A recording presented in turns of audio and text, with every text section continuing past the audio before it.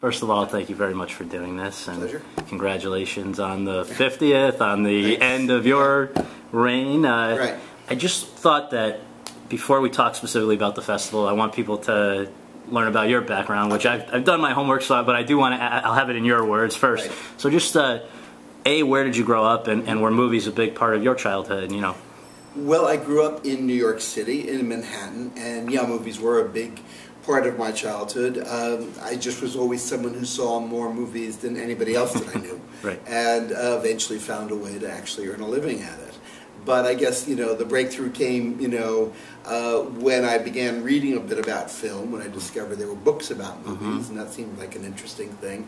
And then, of course, when I went to the New York Film Festival in 1965, which was really a kind of transformative experience in lots of ways. And as I understand it, it was you had a specific objective that day. You had wanted to see a movie that I wanted to see The Wedding March because Right. I had read about Erich von Stroheim, and he was a very colorful character. Right. And I knew his films were very hard to see. That they weren't films that showed regularly or whatever. So that this was a very special thing to be able to see it. So I thought, oh, good, here's my probably one and only chance in my Right. lifetime to see The Wedding March. And you were 12 years old? Yeah. That's pretty early to appreciate all this. That's amazing. Well, I hope I did. I Yeah. mean, I certainly appreciated the spectacle. Right. And I liked the idea of silent films. I had already, on TV occasionally they would show like old Chaplins or Keatons or Right. whatever, speed it up. So when you went off to school, was it clear already at that point? First of all, if you can take us through those Sure. those years, school and graduate school, but what was it always clear to you that film was going to be some part of your life as a career? I don't think that really hit me until between my junior and senior year in college. I took a year off and decided I was going to travel in Latin America. And it was during that year I ostensibly went down to Brazil or to Latin America because I wanted to do research on what would become my senior thesis. And so I went. But when I got there, I discovered I was much more interested in my topic than I thought I was going to be. I mean, I thought, this is a good idea, and I got a little grant and things like that. But when I got there, I suddenly found that I was really working all day, every day on this, and I was really fascinated by the topic, and people were very friendly. Back then, it was still a little bit of an innovation to have some young American interested in Brazilian and Argentine cinema, so because of that, people were very open to me. So I think during the course of that year, I think I figured out that whatever I did in life, it would somehow be connected with film. I wasn't totally sure what that was. It wasn't really that much of an academic field just yet of film studies. There were institutions like MoMA and the New York Film Festival, but they seemed, a million miles away. So I wasn't sure what, but somehow I figured I was going to try and work into one of these areas and see if I could create a future that way. So after Harvard, you went off to MIT, and that's where the Right. focus was specifically on film. That was Right. It was a program in film and video, and I was very interested because as I had spent time in Latin America, I was very interested in the idea of new technologies and what they could do in terms of expanding opportunities, especially for people in places like Latin America or in Asia or things like that. So I thought it would be an interesting thing to sort of learn as much as I could. And at MIT back then was Richard Leacock, who is an amazing filmmaker and just really a great mind about film, and really was very interested in the whole notions of access were kind of aesthetic concerns for him. Right. So I was very drawn to that. So I worked with Ricky and with Ed Pincus and other people who were there, and I worked on some films and whatever, got a lot of experience. But I think always was thinking in larger terms in terms of the possibility of, again, teaching or working in some kind of curatorial capacity. Now, when you finished there, was it immediately off to the Film Center of the Art Institute of Chicago, or were there years in between? There were 2 years, actually. Yeah. I finished MIT in '78, and just to give you an example of how open the field was at that time, I had seen just a flyer that had been sent in the mail, and someone was kind enough to put up on a bulletin board, which was from the University of California, Berkeley. And they were just beginning a film program then, and they were looking for people with expertise in the various, the following areas. And one of them was Latin American cinema, so I figured, Yeah. Okay. So I wrote a letter, and, sent it, I think, express mail.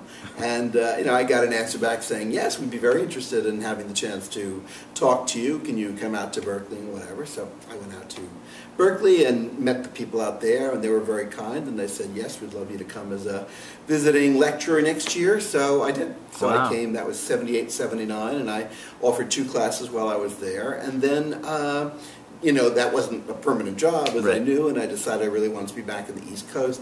Came back to New York, where I taught at the College of Staten Island for a year, and then I got the job in Chicago. So that was my itinerary. Was the Film Center at the Art Institute of Chicago, what kind of things, were you focused on while you were there? And then, how many, I guess it would have been about 8 years that you were, 8 or 9 years? It was 8 years, yeah. Well, and I think it was about 1971, 72, the National Endowment for the Arts started a new category called Media Art Centers. And in order to be a media art center, you had to fill, 5 of the following 10 requirements or something like that. So a lot of places, around the United States applied for this. I think their policy was they didn't really want to fund more than one place per region or whatever, but the Film Center at the Art Institute was the place that got the nod for Chicago. So that began, I believe, in 72, 73. It was like one of the first ones out of the gate. And they had been going for a few years and become an important source for alternative cinema. I mean, they did premieres of new art films that for whatever reason the art houses didn't want to do. Right. They did series and retrospectives, showed their portion of experimental work and documentary work, and they were looking for first an assistant director, so I went out there as the assistant director, and then a few months into my stay there, the director announced she was leaving, and I was in a good position to apply for her job. And then of course, well, I want to pause if we can before, because the next question should be about coming to the New York Film Festival, but I want to just sort of set the stage for that. And I've heard you speak in other interviews, just very interestingly, about the actual genesis of the New York Film Festival 25 years before you entered the picture. So can you set the stage for, were there many other film festivals at the time it was created? What led to the creation of this one? Just that background. When the festival itself was started? Yes. No, there were very few. There was only one real festival in the United States, which was San Francisco, that had been founded, I think, in 57, if I'm not mistaken. I'm not sure if Ann Arbor was going, but that was kind of an amateur gauge festival or things like that. No, I mean, the New York Film Festival was, at a moment when other cities were beginning festivals and whatever, but it was, I think, the solution to William Schuman, the first director of Lincoln Center's desire to somehow include film in the complex. And there was a way in which they spoke about many different ideas. I mean, having a branch of the Cinémathèque Française in New York and all these kinds of things. But, the idea that finally caught on and made sense was having an annual film festival. So in 1963, they launched the first one. And this was sort of under the direction, I guess, of 2 people who came with very different skill sets or interesting backgrounds. Can you explain who I guess Amos Vogel, who was gone by the time you came, but then Richard Roud was here when you took the right. So what was their story?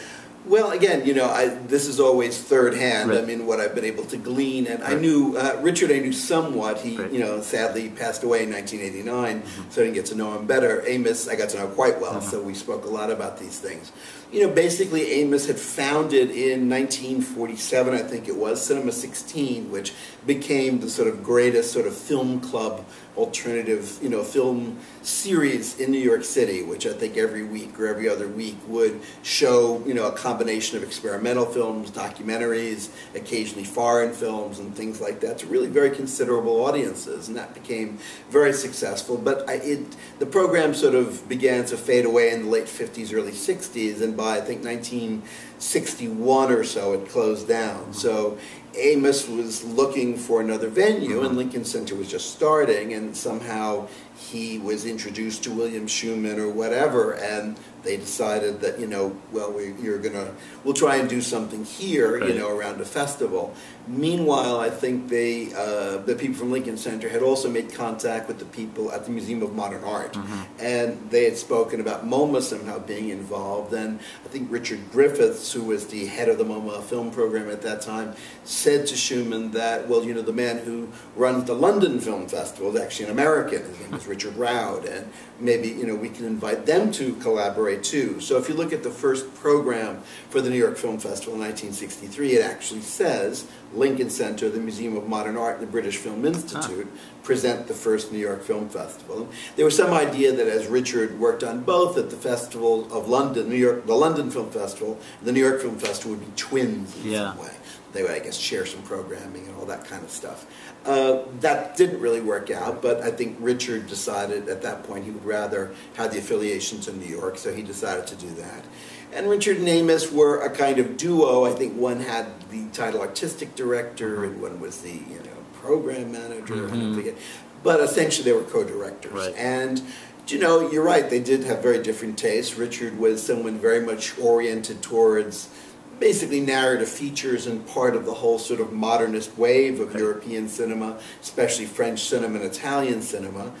Amos came out of a more varied background, I think more of a political background, was interested in experimental film, you know, new documentary, and also I think increasingly East European cinema. So they were an interesting match in many ways, and Amos once explained to me that at first a very complicated system for choosing films, where each one had a certain number of solo picks, and then there were a number of films they both had to agree on, and things like that. So it was I'm sure it was very complicated. And sometime, I think it was '66, they decided to, you know, create a selection committee, which would, at first was sort of advisory, then actually became kind of a voting body.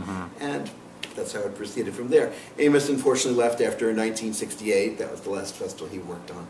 And he, of course, became a very well-known academic at the University of Pennsylvania. And Richard continued on until 1987.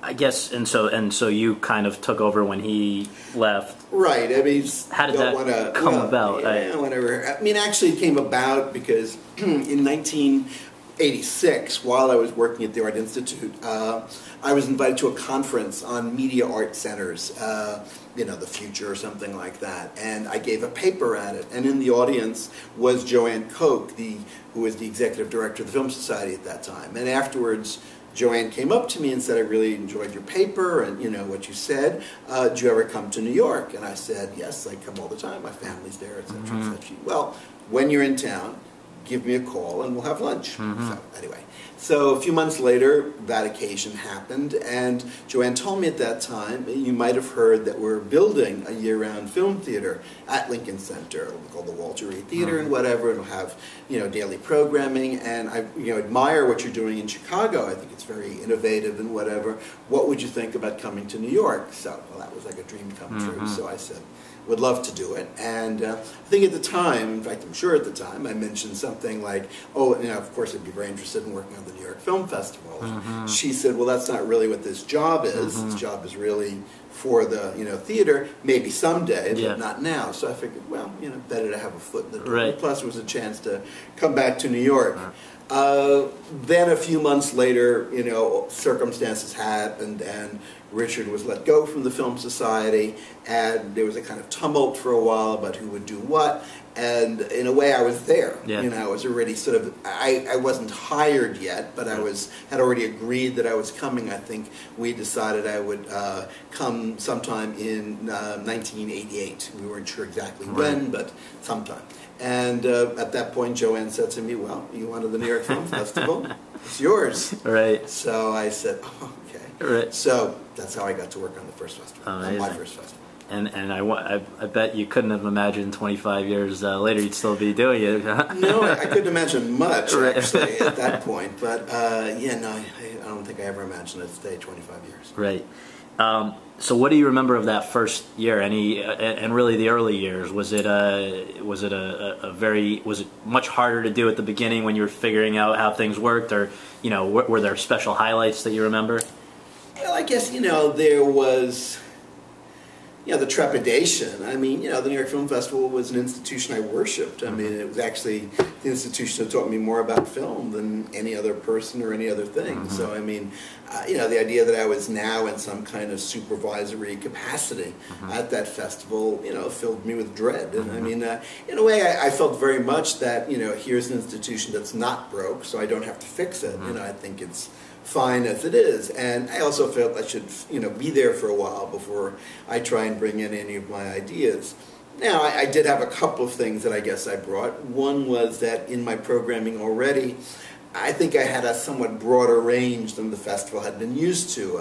Countries that really hadn't been addressed, especially New Asian cinema, which was something that was sort of really beginning then. So I do think I brought some of that interest in, and people, I think, remarked right away that the festival was more broadly international than it had been after my first year. The second was I had always been interested in avant-garde and experimental work, and the festival in the early years, through Amos Vogel, had been a wonderful platform for that work, but that simply wasn't one of Richard's interests. So, I mean, it continued in a fashion. I mean, when Jim Hoberman was on the selection committee, there was a bit more of it, but generally speaking, the New York Film Festival had sort of, I don't want to say closed the door, but that was not really one of its areas of concern. So I really wanted to see how I could bring avant-garde film back. So those were, I think, probably the two things that happened.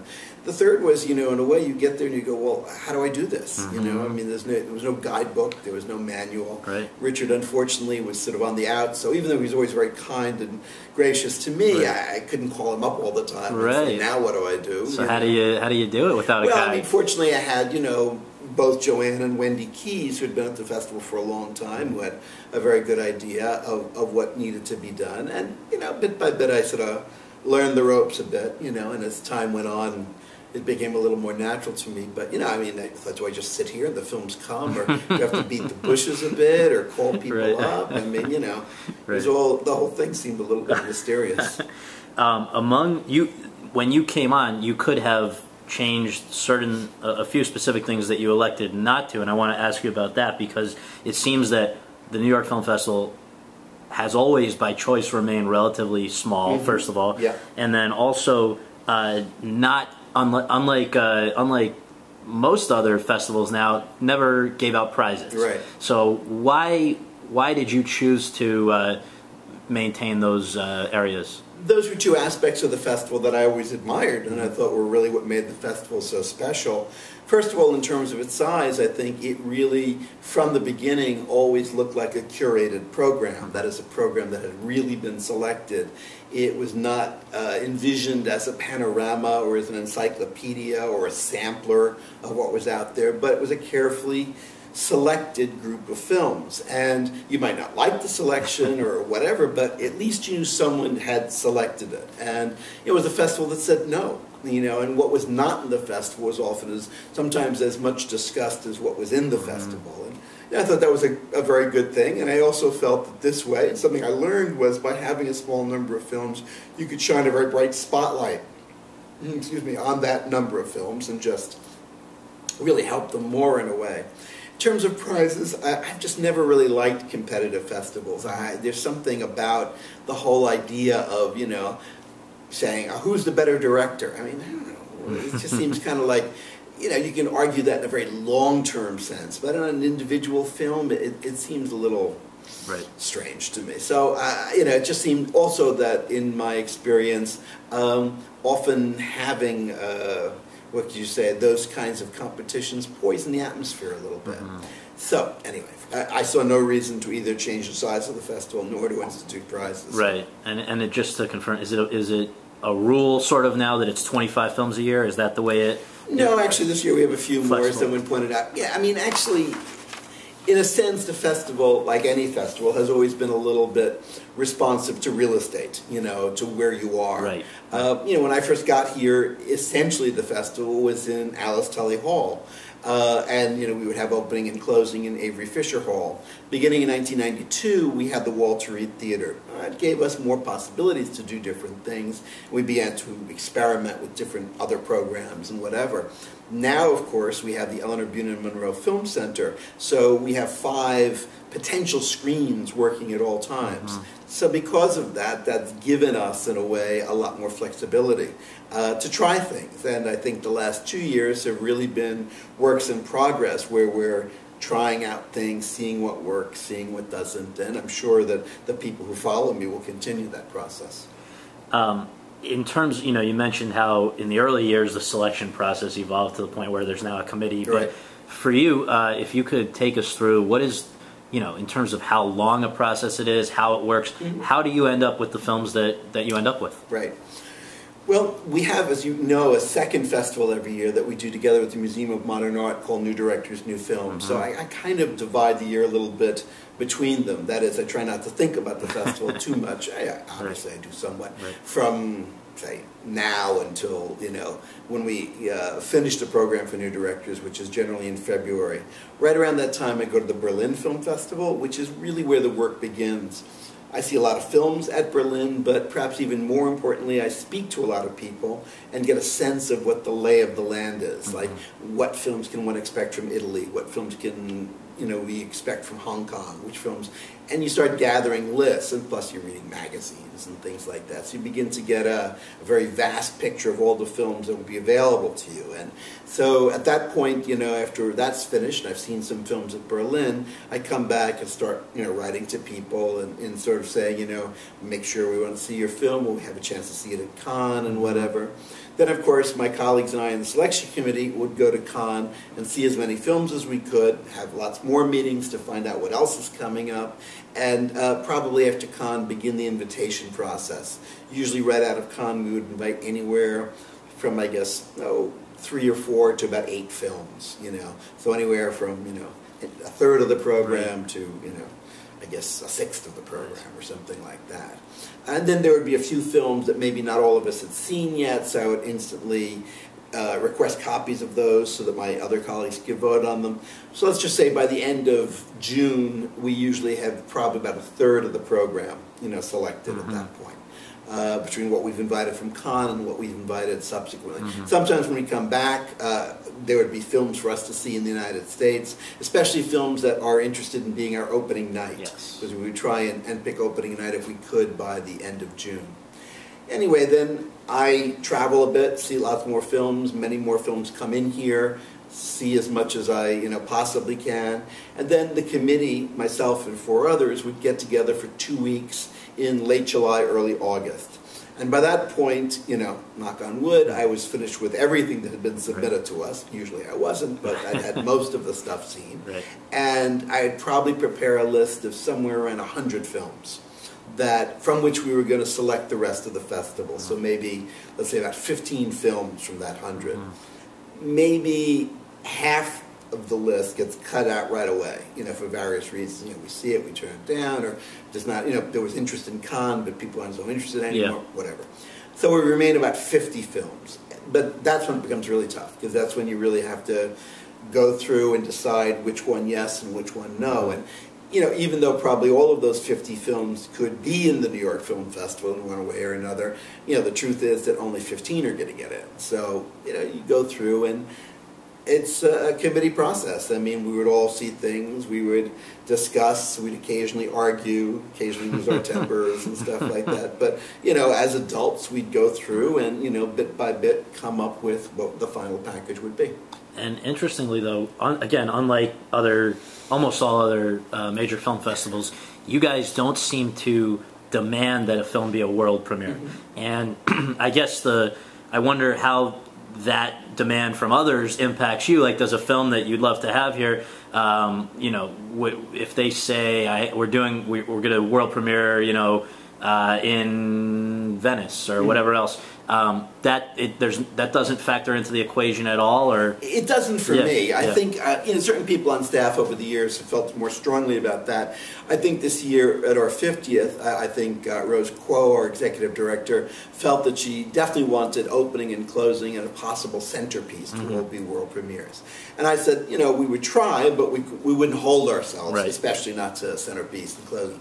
As it turns out, they all are world premieres, but for me, I always think that's a production decision. I mean, for me, what's important is that we've chosen it, not that someone else has chosen it. Within limits, obviously, we don't let it get shown in the New York area or things like that. But I almost think of it a little bit like a Broadway show. I mean, Broadway shows often have road tours, and they get shown in Hartford and Philadelphia. But it doesn't really happen until it gets to Broadway. We're Broadway. So that's sort of the way I look at it. So if they want to go to these other festivals, that's the producer's decision. It's not my decision. What's important is that we've selected it and that we show it. And you refer to the opening night and the closing night and the centerpiece, which I understand are unique challenges. Well, especially opening. I mean, the other two less so. But I mean, opening is just because first of all, there's a lot of attention on opening night, and you need a film that at once is a film that absolutely deserves to be included in the New York Film Festival, but at the same time is accessible to a really broad, non-cinephile audience. And we have really terrific audiences at the New York Film Festival, enormously educated and very film knowledgeable people who can see really difficult work and get a lot out of it. That's not the opening night audience. The opening night audience is a much broader audience. Right. And good people who are donors or supporters, sponsors, whatever. So you need a film that is, what I like to think, of our caliber, but at the same time is also very accessible, and which also is the introduction to a big party. Right. So you have to sort of put those three together, and not that often are there films that I think really fit the bill as perfect. A few times it's just worked perfectly. We really had the absolute right film, like Good Night and Good Luck, or The Social Network, or All About My Mother, or Pulp Fiction. Right. All of those films really work terrifically. Yes. Not every film works as well. Right. And it doesn't mean they're bad films. They just don't work in that very odd context. One of the things that I have to ask, and I say this with complete respect about what the New York Film Festival is, but I just wonder what somebody that looks at the program or hears some of this interview and they say, there's such an emphasis on foreign films, there's such an emphasis on non-widely accessible films, even though countries around the world are obviously producing great movies, and you've highlighted that more than anybody in the 25 years here.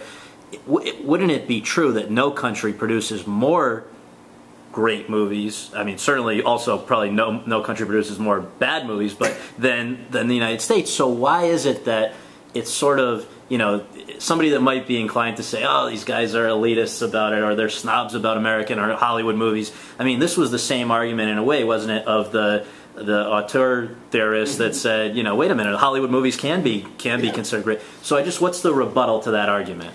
Well, I think we've always had a good presence of American films, in the New York Film Festival. But, they are in a much larger context where we're seeing them among many other films. Right. And so because of that, perhaps sometimes people feel their numbers aren't as large. It's very hard to say. I don't really know how to respond to that. Hollywood makes more good films than anybody else. I'm not really sure that's true. Okay. So I mean, I do think there were great Hollywood films every year, and I think we have some of them in the New York Film Festival this year. But I mean, we look at Hollywood films. We don't really, at least, we really believe that we don't really look at films in terms of their budget level. Right. It can be a very big production with stars or whatever, or it can be a tiny film made for no money with nobody famous. It depends if, in our estimation, it rises to the level of film art. Right. Not that many films do. Right. And there are often films that are very well done, they're very entertaining, but for us, they don't have that sort of spark of creativity, of individual vision, a point of view that really, in a sense, excites us. So, the other thing is, too, very often, I think over the years, with at least a few of the studios, we've worked out very good relationships where we know what kind of things work for us and what things don't. Right. There are a lot of films that simply wouldn't work for us. Even though they might be very good films, in their way. There are some films that don't want the taint of being an art film. I've had conversations with people saying, we don't want to show you that because we don't want it to be known as an art movie. Interesting. So I guess there are a lot of answers to that question, and what I would say is, rather than bemoan the fact that there aren't more Hollywood films, which you'll probably see anyway. Right. Why don't you see what we are offering? Well, and I not that I don't want to prolong the question, but I guess I didn't mean Hollywood as much as just even American independent. Listen, I think that you'll find each year a good selection of all those films. But again, I think they're up against the really excellent films from other parts of the world, which people wouldn't necessarily see. Right. So, I guess the as we kind of wind to a close, I just want to offer you a chance to preview. I mean, what are the ones that you're most excited about at this year's festival, including sort of those, I guess you would call them gala screenings, but just which ones get you the most excited this year? Well, again, I think it's this year a nice selection of both the sort of old and new. I mean, we have a number of directors who've appeared in the festival a few times, so it's always great to welcome back old friends, like Michael Haneke or Olivier Assayas, or unfortunately he's not here, but Raul Ruiz and others whose work we've really followed over the years. And then to also have, for the first time in the festival, Robert Zemeckis. I mean, Zemeckis is on anyone's A-list of Hollywood directors. I mean, a man who has, I think, really devoted himself to a lot of cutting-edge work over the years in terms of film technology. And here I think he stepped back from that a little bit to make a really very great human drama where he shows what a skilled director of actors, what a wonderful storyteller he is. And, we salute that by including Flight, which I think is really an excellent film, and certainly I think will be very important for the career of Denzel Washington and everybody else who's involved in it. So, and then on the other hand, we have a film which I personally like very much called Fill the Void. It's an Israeli film made by a woman who comes herself from an ultra-Orthodox Jewish community. Not a community we normally associate with producing filmmakers, and yet this woman who continues to live in an ultra-Orthodox style, I mean, follows her beliefs, has made this very beautiful and very touching film that's very much inside that community in a way that I've never seen on film. You just truly are in this kind of world that has very little to do with the rest of the world in lots of ways. And yet, while you're there, you never, for me, I didn't feel anything was forced or anything was sort of there as commentary. It was just really the experience of living this particular lifestyle. So that's the first film. I think this woman, whose name is Rama Bernstein, is very talented. I'm dying to see what else she'll come up with, but I'm delighted that she's in the festival with this, her first film. And it is a testament to you guys that you picked some of, just among the foreign language films that you have here, I think in the last month about 9 or 10 of them have been picked by their countries after you guys picked them as the great. So that's pretty. But finally, just the last thing is, what you're still a young, relatively young man, and seem to be healthy and happy in this job and all. So why leave now? And what's next? And I guess I should just leave it at that. Yeah. Well, I'm not as young as I look. Basically, I feel that 25 years is a very good run at a major cultural institution, and I think it's healthy for the cultural institution, and also I think for me, to sort of, in a way, take on some change. I think new eyes, new tastes, new vision, I think all of that is good. It's nice to be leaving a little bit on a high. Things are going very well. It's nice to leave as opposed to when people want you out. So I think that's been very nice. And for me, I'd like it to leave at a time when I am young enough that I can try other things.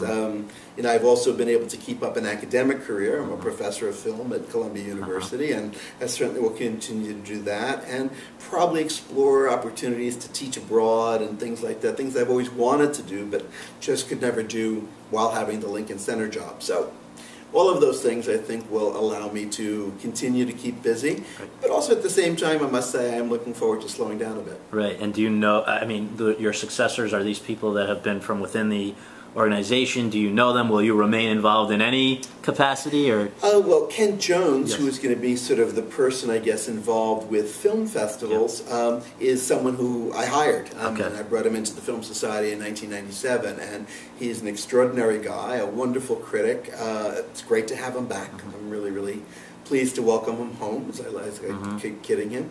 Robert Kohler, I don't know as well. I know some of his writing.